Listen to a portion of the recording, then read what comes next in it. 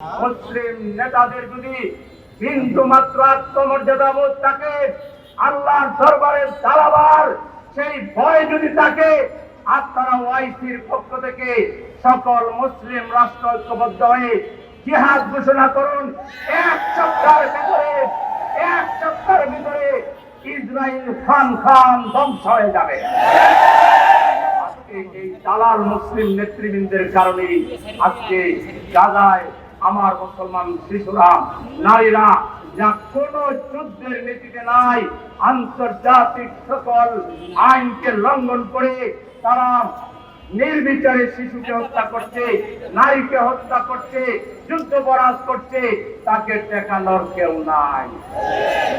সময় আসবে, আল্লাহ ইন্নাল্লাহ লা ইউহিব্বুল মুতাদিন, আল্লাহ বাড়াবাড়িকারীকে পছন্দ করেন না।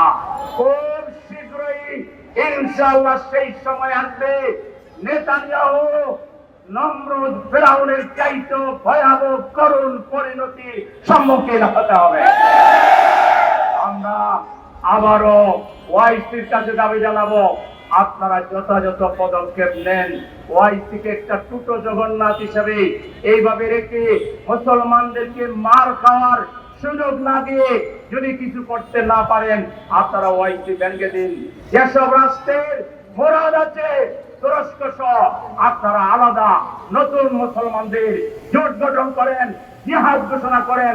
আমরা বাংলাদেশ সহ সারা দুনিয়ার মুসলমানরা জিহাদের জন্য প্রস্তুত আছি। আপনারা কি জিহাদের জন্য প্রস্তুত আছেন?